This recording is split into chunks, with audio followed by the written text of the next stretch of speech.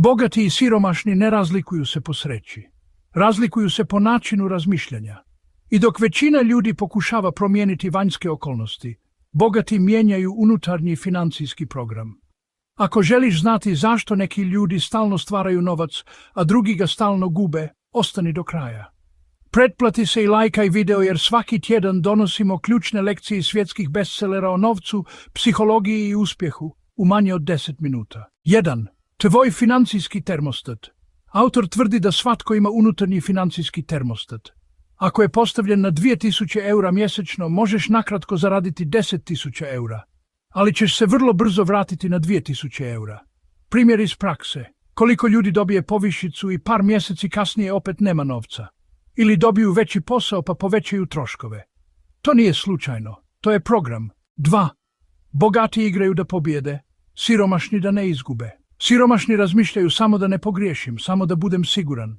Bogati razmišljaju kako da pobjedim, kako da povećam vrijednost. Razlika je ogromna. Primjer, 2 ljudi ima ideju za biznis. Jedan kaže što ako ne uspije, drugi kaže što ako uspije. Pogodi tko će pokušati. 3. Bogati preuzimaju odgovornost, siromašni krive državu, ekonomiju, poslodavca, okolnosti. Bogati pitaju što ja mogu napraviti. Primjer iz stvarnog života. U istoj državi, u istoj ekonomiji neki ljudi grade firme, drugi čekaju bolja vremena. Razlika nije država, razlika je mentalni okvir. 4. Bogati vole igračku zvanu rizik. Većina ljudi izbjegava rizik, bogati ga kalkuliraju, to nije kockanje, to je kontrolirani rizik. Primjer, ulaganje u edukaciju, pokretanje projekta, testiranje ideje. Siromašni vide opasnost, bogati vide priliku.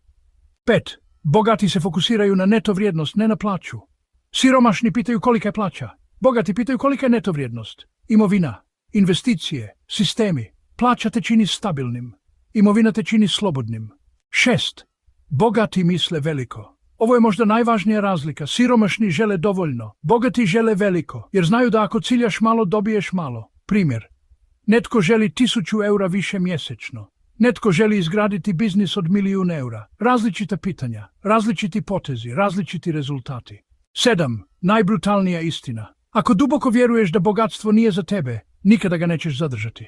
Podsvjesno ćeš sabotirati svaku priliku. Zato promjena počinje u glavi, ne u banci. Bogati nisu pametniji, oni su drugačije programirani. A dobra vijest, program se može promijeniti. Pitanje je samo, hoćeš li nastaviti razmišljati kao većina od 95% ili početi razmišljati kao 5%. Pretplati se jer u sljedećem videu razbijamo još jedan mit o novcu koji većinu ljudi drži prosječnima.